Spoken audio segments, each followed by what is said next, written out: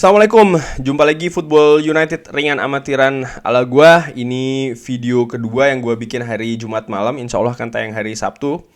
Eh, Oke, ini tentang news update sekaligus ya gua kasih opini, ngobrol ringan sedikit lah ya soal masalah update-update dari channelnya Rio Ferdinand seperti biasa.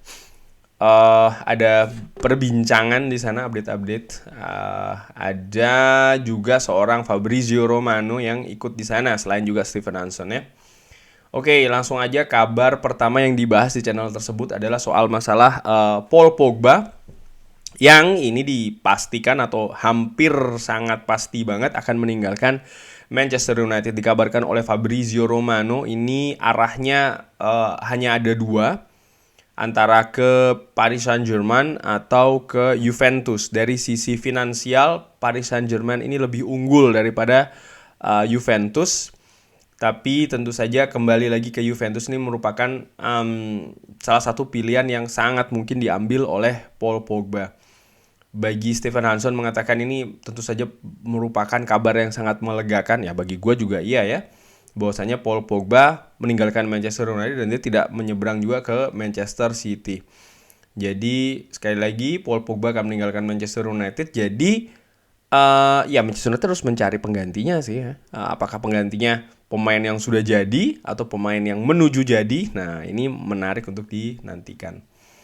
Lalu update kedua adalah soal masalah Aaron Wan-Bissaka yang dikabarkan ini tidak diinginkan oleh Erik ten Hag. Fabrizio Romano memberikan update bahwasannya memang Aaron Wan-Bissaka ini merupakan salah satu pemain dari Manchester United yang bisa meninggalkan Manchester United musim panas ini. Tentu saja dikabarkan sebelumnya kalau Crystal Palace ini berminat untuk mendatangkan Aaron Wan-Bissaka dengan status pinjaman dengan opsi dibeli. Walaupun Manchester United belum menanggapi secara serius ketertarikan tersebut. Di samping juga Crystal Palace belum mengajukan penawaran secara resmi. Cuman dikabarkan juga Manchester United ini lebih tertarik untuk menjual Aaron Wan-Bissaka dengan bukan cuma hanya menjual tapi juga dinantikan harga yang pas, karena Manchester United ini mendatangkan Aaron Wan-Bissaka dengan harga yang cukup tinggi. Dan sampai sejauh ini dikabarkan oleh Fabrizio Romano, tawaran dari Crystal Palace untuk meminjam dan juga akan dengan opsi membeli ini bukan tawaran yang menyenangkan bagi Manchester United. Jadi ini juga patut dinantikan ya bagaimana pergerakan di bursa transfer bagi seorang Aaron Wan-Bissaka. Apakah ada tim yang ingin menebus harga dari seorang Aaron Wan-Bissaka seperti yang diharapkan oleh Manchester United, atau Manchester United akan menurunkan harapan terutama dari sisi harga bagi seorang Aaron Wan-Bissaka supaya bisa lepas dari Manchester United. Ini juga menurut gue sangat menarik untuk dinantikan, karena kalau Manchester United mungkin katakanlah tidak fleksibel dalam proses ini, ya bukan tidak mungkin Aaron Wan-Bissaka tidak akan kemana-mana. Dan kalau itu yang terjadi, ini juga menarik untuk dinantikan apa yang akan terjadi selanjutnya, karir seperti apa yang akan dimiliki oleh Aaron Wan-Bissaka di Manchester United. Lalu dikabarkan juga soal masalah atau diberi update soal masalah Anthony tentang kemungkinan ke Premier League. Fabrizio Romano mengatakan kalau Anthony ini merupakan komoditi panas di bursa musim panas kali ini. Ajax berusaha betul untuk menahan Anthony, bahkan diprediksi kalau tidak salah harganya ini bisa sampai 80 atau 85 juta bahkan untuk seorang Anthony. Menurut gue cukup menarik ya, cukup mahal, cukup tinggi dari bahkan value yang ada di market. Nah di Transfermarkt contohnya ini harganya udah berkali, ya cukup tinggi lah, bedanya cukup jauh. Nah kenapa demikian? Karena Ajax sendiri juga tahu bagaimana pentingnya Anthony ini bagi Ajax. Oleh karena itulah Ajax juga berusaha untuk memproteksi Anthony. Kendati pun dikabarkan juga agen dari Anthony ini juga sudah berada di Eropa. Pemain Brazil ini agennya sudah berada di Eropa, sudah bersiap tentang beberapa kemungkinan, karena dikabarkan juga selain Manchester United, Liverpool ini juga dikabarkan berminat kepada seorang Anthony. Nah tentu saja bagi Manchester United ada satu faktor yang penting, yaitu adalah seorang Erik ten Hag. Cuman sekali lagi, kalau seandainya harganya katakanlah di harga 80, 70 atau bahkan 85, apakah Manchester United mau untuk mendatangkan Anthony dengan harga seperti itu, karena kontrak dengan Ajax pun juga masih cukup lama nih selesainya. Dan Ajax juga tidak dalam posisi membutuhkan uang. Oleh karena itulah mereka juga punya amunisi lebih nih untuk memproteksi seorang Anthony dari kejaran klub-klub top lainnya di Eropa, terutama di Liga Inggris. Lalu ada update juga soal masalah Jurriën Timber. Jurriën Timber dikabarkan memang betul ada di daftar buruan dari pemain yang diincar oleh Manchester United. Back muda Ajax ini ternyata juga dibanderol dengan angka yang cukup tinggi. Dikatakan oleh Fabrizio Romano angkanya kurang lebih sekitar 60-65 juta bahkan. Wow, menurut gue ini cukup tinggi karena di Transfermarkt value-nya jauh lebih rendah dari angka tersebut. Nah, apakah dengan angka tersebut Manchester United juga ingin atau tetap berminat terhadap seorang Jurriën Timber, berminat serius, ini juga menarik. Dan Fabrizio Romano juga menambahkan di informasi tersebut bukan hanya Jurriën Timber, tapi nama Pau Torres juga masih cukup kuat ini berada di internal Manchester United untuk didatangkan. Pau Torres sudah diminati dari musim panas tahun lalu sebenarnya, cuman keputusan pada saat itu tidak melanjutkan keberminatan Manchester United kepada seorang Pau Torres, sehingga Pau Torres masih berada di Spanyol, di Villarreal. Tapi dikabarkan nama Pau Torres ini juga masih cukup kuat atau difavoritkan oleh internal Manchester United. Apakah Manchester United akan mendatangkan dua pemain ini juga menarik, karena kalau menurut gue dengan amatiran di pemain belakang tentu saja kita atau Manchester United ini harus memperbaiki kualitas. Kualitas dengan apa? Salah satunya dengan mendatangkan pemain baru. Karena selain menambah kualitas, ini juga untuk menambah kuantitas.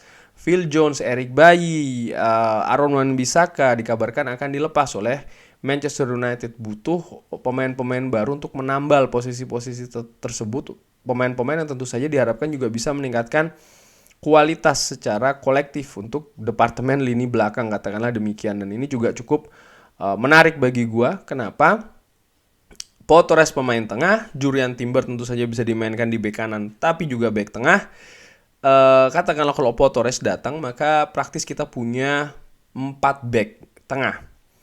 Rafael Varane, Harry Maguire, Pau Torres kalau jadi datang, dan juga Victor Lindelof. 4 nama pemain yang paling tidak kalau dilihat dari tim nasional masing-masing ini menjadi pilar dari tim nasional masing-masing. Ini juga menurut gue cukup menarik, karena tentu saja ketika Manchester United bermain tidak mungkin akan bermain dengan 4 pemain ini secara bersamaan kan. Artinya ada rolling di sana. Dan ini cukup menarik untuk disaksikan bagaimana nih nanti Erik ten Hag akan mengatur pemain-pemain tersebut kalau seandainya yang datang seperti itu ya. Memang ada pendapat Harry Maguire jual saja, oke, tapi sampai saat ini belum ada kabar yang cukup kuat yang gua baca atau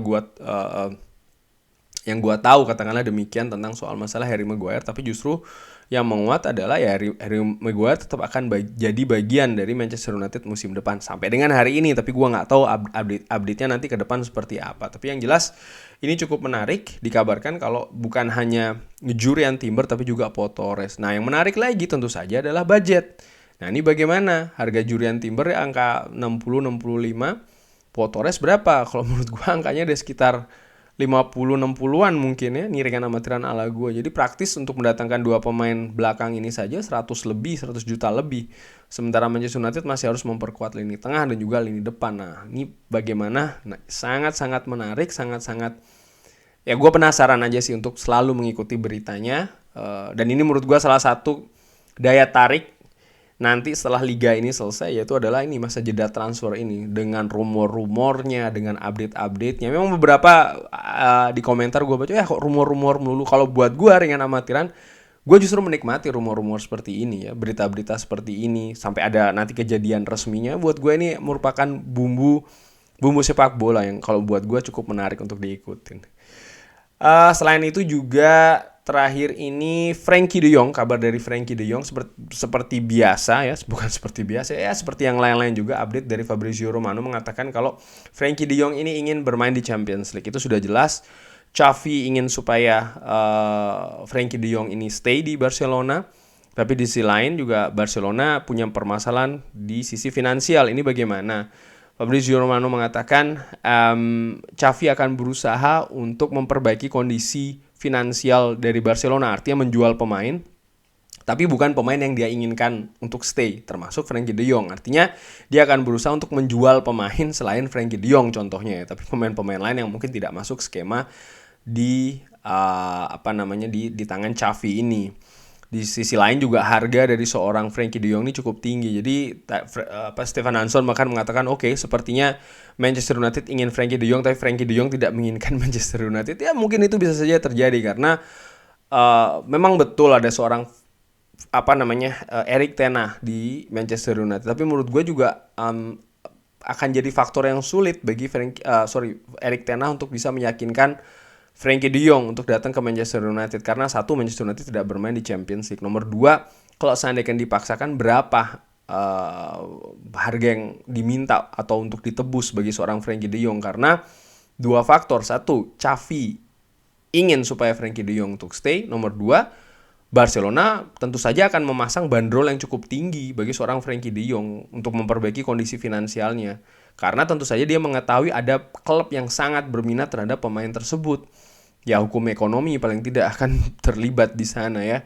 Sehingga kalau gue sih dengan amatiran sepertinya akan sulit. Tapi tentu saja di dunia sepak bola tidak ada yang tidak mungkin. Mungkin update terakhir adalah soal masalah Aurier Tchouameni yang dikabarkan oleh Fabrizio Romano ini sangat diminati oleh Liverpool karena Liverpool ingin memperkuat lini tengahnya juga ya. Ya kita lihat ini seperti apa karena nama Aurelien Tchouameni ini juga ada di daftar pemain yang dihubung-hubungkan dengan Manchester United. Sudah terjadi dari musim dingin kemarin di bursa musim dingin. Ada beberapa nama tentunya. Frenkie de Jong salah satu yang dikait-kaitan, Declan Rice, walaupun dua pemain ini sepertinya akan sulit datang ke Manchester United. Tchouameni, Haidara dan juga pemain-pemain lain. Tapi menurut gue sangat intinya Manchester United harus mendatangkan pemain baru di lini tengah. Dan ini siapa? Keterbatasan budget yang tidak terlalu wah-wah banget ya kan. Gue sangat penasaran, gue sangat menunggu betul siapa yang akan didatangkan oleh Manchester United di lini tengah. Di lini yang Manchester United juga wajib menaikkan kualitasnya di sana dengan mendatangkan pemain baru dan juga tentu saja pemain yang sudah ada nih harus digenjot lagi kualitasnya dengan Erik ten Hag dan juga staf kepelatihan yang dia miliki. Di minggu ini gue pikir Manchester United akan segera merampungkan tim staf kepelatihannya dan mungkin minggu-minggu depan Manchester United akan lebih bergerak dengan real, dengan pasti lagi mengenai itu tadi mendatangkan pemain siapa saja pun juga melepas pemain siapa saja. Kurang lebih demikian ngobrol ringan, opini gue juga ya soal masalah news update dari channelnya Rio Ferdinand Present 5. Bagaimana tentang masalah update-update tadi? Ada komentar, drop di kolom komen. Terima kasih sudah menyaksikan. Sehat-sehat terus di rumah. Yang kerja, gue doakan ya lancar rezekinya, insya Allah. Jaga terus kesehatan, hati-hati, jangan lupa like, sholat, dan juga subscribe. Wassalamualaikum warahmatullahi wabarakatuh.